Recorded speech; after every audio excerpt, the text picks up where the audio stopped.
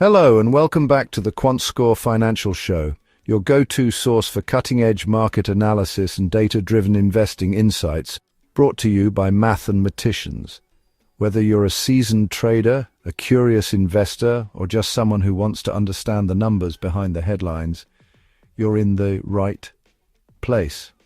Before we dive into the nitty-gritty of this week's stock analysis, I must be absolutely crystal clear about something incredibly important.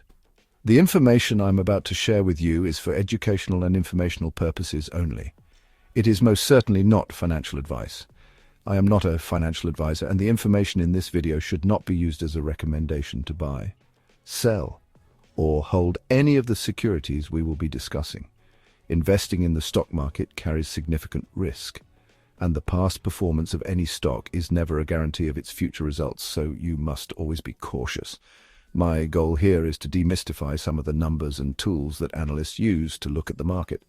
We're going to explore a quantitative model, which we're calling QuantScore, to see how an algorithm might interpret a company's financial health. This is an exercise in understanding data, not a set of instructions for your money. Think of it as learning how a car engine works. It doesn't mean you should immediately start building one yourself. The stock market is a complex and often unpredictable beast, and making decisions requires careful personal consideration of your own financial situation, your risk tolerance, and your long-term goals. The analysis we are conducting is for the trading week beginning Monday, September 22nd, 2025. Market conditions can change in the blink of an eye due to economic news, geopolitical events, and company-specific announcements.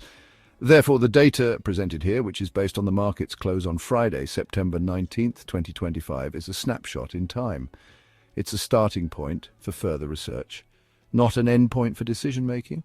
Always do your own thorough research, or better yet, consult with a qualified, independent financial advisor who can help you navigate these tricky waters and make choices that are right for you. So, with that very serious but necessary warning out of the way, let's get ready to pull back the curtain. We'll be looking at a collection of stocks that our hypothetical QuantScore model has flagged as either potentially undervalued or potentially overvalued. The aim is to empower you with knowledge so you can better understand the language of the market. Let's begin our educational journey into the world of quantitative stock analysis and see what the data might be telling us this week. Right, before we get to the stocks themselves, it's vital we understand the tools we're using. We'll be mentioning several financial metrics that can sound like jargon, but are simple once you break them down. The first one is the price-to-earnings growth ratio, often referred to as the PEG ratio. It compares a company's stock price to its earnings and expected growth. A PEG ratio under 1 often signals a potentially undervalued stock. A PEG ratio far above 1 can suggest the exact opposite. Next, forward price to earnings, or forward PE. It compares current share price to expected earnings per share for the next 12 months. A low forward PE can mean the stock is cheap versus forecast profits. It asks, are we paying a fair price today for tomorrow's profits? Unlike standard PE, which uses past earnings, forward PE is about predicted future earnings. Next, we will discuss two levels of returns, return on assets, or ROA, and return on equity, or ROE. Return on assets measures how effectively a company uses its assets to generate profit, simply calculated as net income divided by total assets. Similarly, return on equity measures a company's ability to generate profit compared to equity, calculated as net income divided by shareholders' equity. We'll also look at two growth indicators: quarterly earnings growth year over year, measuring how earnings per share changed this quarter versus the same quarter last year. Strong positive growth signals a healthier, more profitable company. It shows momentum. Where negative growth obviously means profits have shrunk. A very possible red flag. Quarterly revenue growth year over year. Similar to earnings growth, but measures total sales before costs. It shows how sales changed this quarter versus last year's same quarter. Positive revenue growth means rising demand for products or services. If sales fall, profits can't continue to grow for long. Lastly, our QuantScore for the company. A proprietary score based on these and other factors will help us build a clear picture of each company's financial outlook and potential. Let's begin our exploration with the stocks our model has flagged as potentially undervalued. These are companies where the current share price appears to be low when measured against their financial health and when measured against their growth prospects according to our quantitative analysis. First up on our list for undervalued stocks this week, we have Merck & Company Inc., ticker symbol MRK, closing the trading week at a price of $81.51, equating to a market cap of $203.64 billion. Merck & Company Inc. currently operates in the healthcare sector, specifically in the global pharmaceutical products industry. As for their financials, Merck & Company Inc. trades at a price-to-earnings growth ratio of 0.726, with a forward price-to-earnings ratio of 8.28. Unfortunately, Merck & Company Inc. has not seen great quarterly earnings and revenue metrics, down 17.8% and 1.9% respectively. With that said, Merck has the highest return on assets and return on equity on our normal undervalued list, with ROA at 13% and ROE at 35.4%. All of this helps to equate to a weekly quant score for Merck & Company of 16. The lowest on the list, but a greatly placed to start for our undervalued stocks this week. Next up on the list, we have FMC Corporation, ticker symbol FMC, closing the trading week at a price of $36.22, equating to a market cap of $4.65 billion. FMC Corporation currently operates in the basic materials sector, specifically in the agricultural industry, manufacturing chemicals since 1883, originating as an insecticide producer.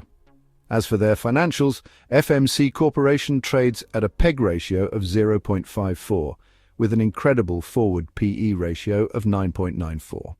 Unlike their financial metrics, FMC got absolutely demolished on quarterly earnings, down nearly 80% year over year, but somehow was still able to sneak by and make our undervalued list this week. As for their return on assets, return on equity, and quarterly revenue growth, all were reasonably low at 3%, 3%, and 1% respectively. Our algorithms took all this data and more, and what returned was a weekly quant score for FMC Corporation of 19. Third up on our list of undervalued stocks, we have Regeneron Pharmaceuticals Inc., ticker symbol REGN, closing the trading week at a price of $591.99, equating to a market cap of $63.46 billion. Regeneron operates in the healthcare sector, specifically within the biotechnology industry, aimed at developing innovative, life-transformative medicines for serious diseases related, but not limited to, neurological, eye, and cardiovascular diseases, as well as cancer treatments and helping hematologic conditions. Based on the market closing data Friday, the Regeneron trades at a PEG ratio of 1.151, with a forward PA of 15.43. They have provided shareholders a 15.3% return on equity, while providing a return on assets of nearly 7%. Regeneron did not see the best quarterly growth metrics, but both numbers were positive, which is better than the alternative. They grew quarterly earnings by 3.2%, while quarterly revenue went up by 3.6%. All these metrics, and more, went into our algorithms models to produce a weekly quant score of 25 for the biotechnology company trying to save or improve as many lives as possible. Next up on our list for undervalued stock this week, we have Celsius Holdings Inc., ticker symbol CELH, closing the trading week at a price of $54.73. Totaling a market cap of $14.23 billion. Celsius operates in the consumer beverage industry, focused on a wide range of fitness and energy products. Based on our data, the company trades at a PEG ratio of 1.034 with a forward PE of 38.91. Celsius saw a quarterly earnings growth 17.3% and an even more outstanding quarterly revenue growth of 83.9%. All of this equates to a weekly quant score of 26 for the fitness and energy giant. At the top of our normal list of undervalued stocks this week, we have Dow Inc., ticker symbol DOW, closing the trading week at a price of $23.49 with a market cap of $17.09 billion. Dow Inc. operates in the basic materials sector, specifically in the chemicals industry, developing innovative solutions for packaging and specialty plastics, industrial intermediates and infrastructure, and performance materials and coatings. The company trades at a PEG ratio of 0.539 with a forward PE of 13.61. Quarterly earnings and quarterly revenue both declined, down 28.6% and 7.4% respectively. All of this equates to a weekly QuantScore for Dow Inc. of 36. Now, let's look at what we like to call our undervalued outliers. These are stocks where the numbers are so extreme that they really warrant special attention. First up, we have UiPath Inc., ticker symbol PATH, closing the trading week at a price of $11.87 with a market cap of $6.45 billion. UiPath Inc. operates in the technology sector, specifically in software and infrastructure for automating business processes for the healthcare and financial industries. The company trades at a PEG ratio of 0.526 with a forward PE of 18.42. Quarterly earnings growth is positive 60.4% and quarterly revenue growth is positive 14.4%. All of this equates to a weekly QuantScore for UiPath Inc. of 42. And to finalize our list of undervalued stocks for the trading week beginning September 22nd, 2025, we have Super Microcomputer Inc., ticker symbol SMCI, closing the trading week at a price of $45.81, totaling a market cap of $27.3 billion. SMCI operates in the technology sector, specifically in computer hardware industry. The company trades at a PEG ratio of 0.76 with a forward PE of 17.57. Quarterly earnings was down 31.4% for SMCI, but quarterly revenue saw a decent increase, up 7.5%. Our algorithms and SMCI's metrics equated to a QuantScore this week of 66. Now, let's turn our attention to the other side of the coin. Stocks our program has flagged as potentially overvalued. First up on our list for overvalued stock this week, we have Welltower Inc., ticker symbol WELL, closing the trading week at a price of $165.19, equating to a market cap of $111.38 billion. Welltower Inc. currently operates in the real estate sector, specifically as a real estate investment trust, or REIT, working within the healthcare facilities industry, operating predominantly senior housing properties alongside post-acute and outpatient medical sectors. As for the financials for Welltower, they trade at a price-to-earnings growth ratio of 3.62 with a forward price-to-earnings ratio of 77.52, with an ROA and ROE representing the lowest in each category for our normal overvalued stocks at 1.92% and 3.45% respectively. The offerings for investors are far from substantial. As for their recent growth, Welltower Inc. has seen a quarterly earnings increase and quarterly revenue increase of 7.4% and 39.6% respectively. All of this factored into a weekly QuantScore for Welltower Inc. of 25. Next up on our list for overvalued stock this week, we have Arista Networks, ticker symbol ANET, closing the trading week at a price of $149.61, totaling a market cap of $184.33 billion. Arista Networks currently operates in the technology sector, specifically in the computer hardware industry, allowing networking for cloud computing, large data centers, and advanced computing. As for their financials, Arista Networks trades at a price-to-earnings growth ratio of 243.5%, with a forward price-to-earnings ratio of 44.64. As for their recent growth, Arista Networks has seen a quarterly earnings increase and quarterly revenue increase of 34.6% and 30.4% respectively. All of this equates to a weekly QuantScore for Arista Networks of 28.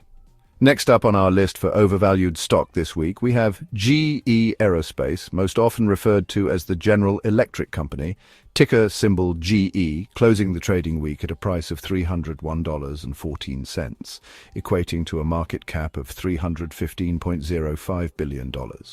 GE Aerospace currently operates in the industrial sector, specifically in the aerospace and defense industry.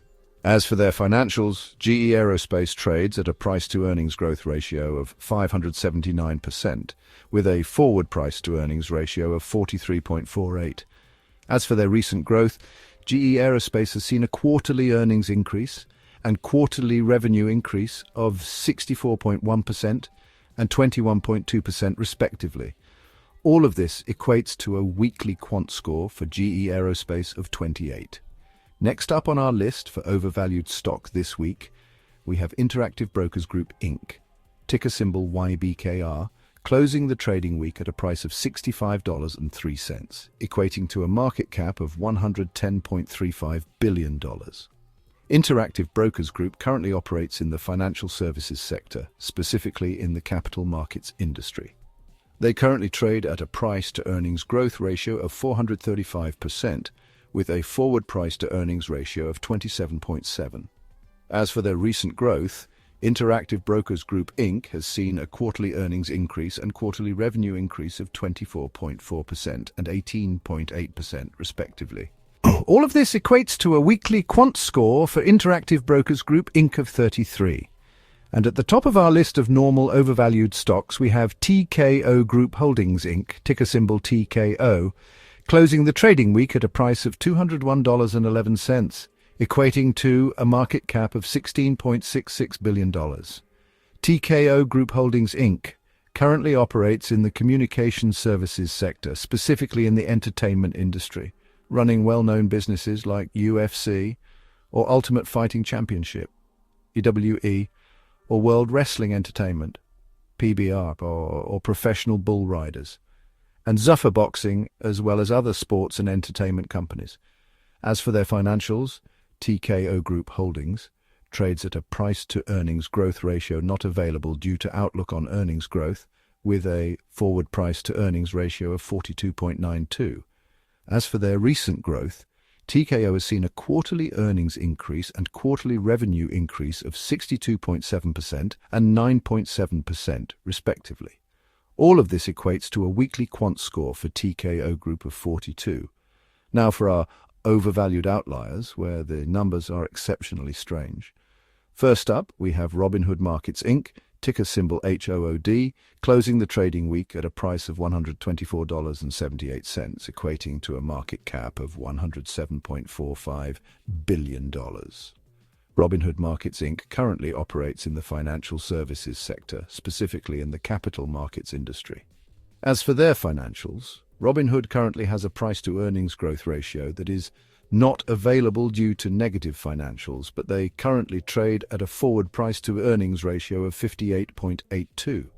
As for their recent growth, Robinhood Markets has seen a quarterly earnings increase and quarterly revenue increase of 100% and 45% respectively. All of this allowed our algorithms to work their magic and produce a weekly quant score for Robinhood of 51. And lastly, for our most overvalued stock of the week, we have Palantir Technologies Inc., ticker symbol PLTR, closing the trading week at a price of $182.39, equating to a market cap of $419.83 billion. Palantir currently operates in the technology sector, specifically in the software and infrastructure industry. As for their financials, Palantir Technologies Inc. trades at a price-to-earnings growth ratio of 342.7%, with a forward price-to-earnings ratio of 204.08.